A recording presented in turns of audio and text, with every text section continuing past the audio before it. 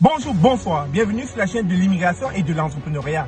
Aujourd'hui, on va se dire les vraies affaires, aujourd'hui, on va se dire les vérités. Lorsque vous arrivez au Canada et que vous posez des actes négatifs, que pensez-vous que cela entraînera comme conséquence sur vos petits frères, vos petites soeurs qui veulent immigrer au Canada? Lorsque vous posez des actes répréhensibles, est-ce que vous savez que ça peut avoir un impact dévastateur pour ceux qui veulent immigrer? Parce que les codes, les lois de ce pays vont changer en fonction de nos actes. Alors, chers amis, si tu m'écoutes, il va falloir changer ta mentalité, ton attitude, ton habitude, ton mindset. Car ces petits frères, ces petites sœurs ont besoin d'immigrer. Il ne faut pas être un blocage dans leur vie. Il ne faut pas être un blocage pour leur vie. Nous sommes la diaspora africaine. Nous provenons de riches cultures et traditions. Nous avons combattu beaucoup pour être ici.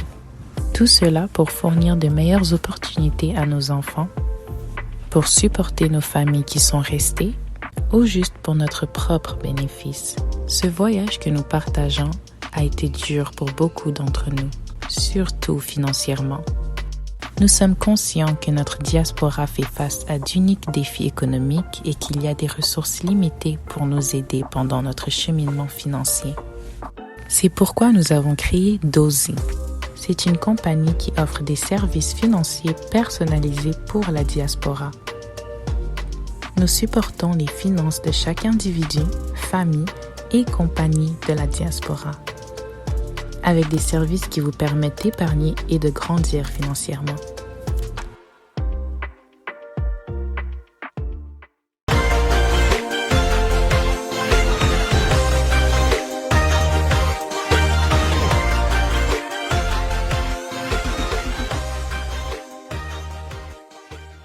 J'ai vu dans l'actualité récemment qu'il y a plusieurs pays africains qui sont interdits de territoire à Dubaï. Il y a plusieurs pays africains qui ne peuvent plus aller à Dubaï comme ça se faisait auparavant.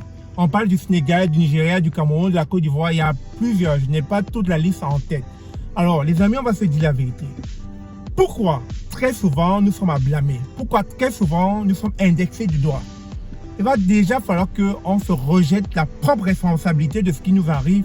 Parce que très souvent, on est toujours en train de regarder l'erreur chez l'autre. On est toujours en train de regarder l'erreur ailleurs. Mais nous sommes à blâmer. Il va falloir qu'on se dise la vérité. Très souvent, nos malheurs viennent de nous. Je dis bien, nos malheurs viennent de nous. Quand vous savez qu'auparavant, les Africains allaient à Dubaï comme ils voulaient, quand ça leur chantait, et que du jour au lendemain, on les interdit de territoire, il faut creuser, il faut se poser des questions. C'est dur à croire, c'est venu sur ta croix.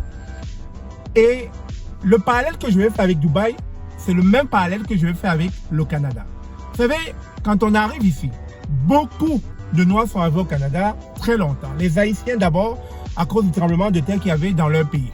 Ensuite, le Maroc, la Tunisie, etc.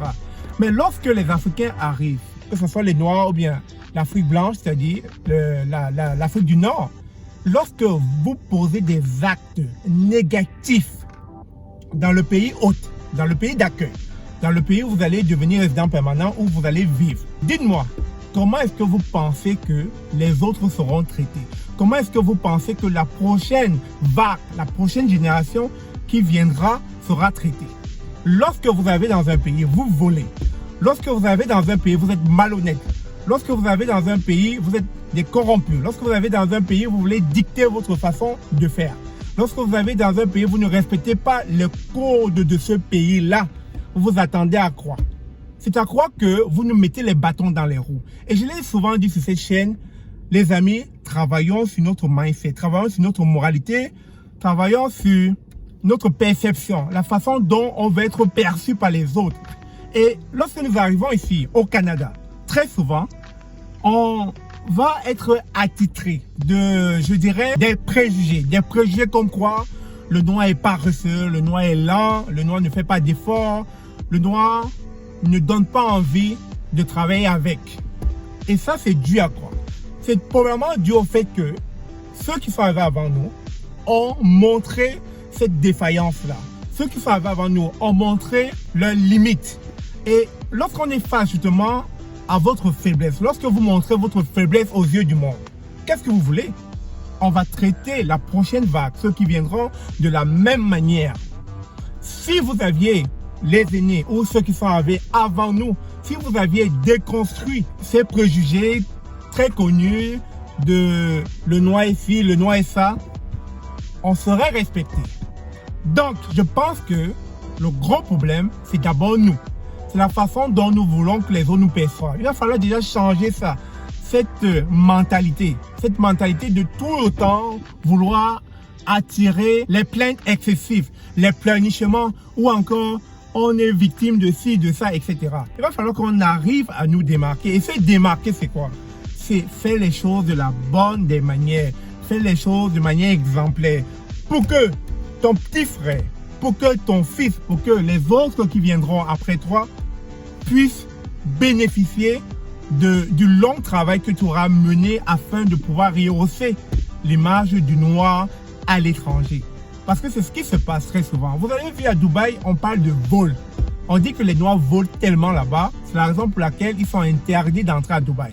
Et c'est la même chose au Canada. Si à un moment donné, au Canada, nous ne respectons pas les lois, au Canada, nous mentons, au Canada, nous sommes, je sais pas, des bandits, des voleurs, au Canada, nous arnaquons des gens. À un moment donné, les lois vont être très rudes pour les Noirs. Les lois vont être très pénibles pour les Noirs, tout simplement parce que on a montré aux yeux du monde nos limites, nos faiblesses. Et qu'est-ce que vous voulez en retour? Vous voulez qu'on vous glorifie? Impossible. Donc, chers amis, il va falloir travailler sur notre mentalité une fois de plus. Je reviens là-dessus. C'est très important ce que je dis. Tant que la génération de maintenant, tant que nous autres, nous n'arriverons pas à travailler sur le fait que nous voulons une bonne perception de notre façon de faire, de l'image que nous voulons afficher, alors vous allez peut-être dire que à quoi bon? Non, non, non, non, il ne faut pas le dire. Ceux qui viennent derrière vous vont en profiter.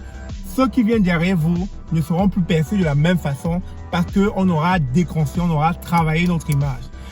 Il va falloir changer ça si on veut se faire respecter. Si ce, merci encore d'avoir suivi cette vidéo. N'hésitez pas de vous abonner, de partager, de liker si vous avez trouvé pertinent ce sujet. On se dit à très bientôt. Comme toujours, je vous aime.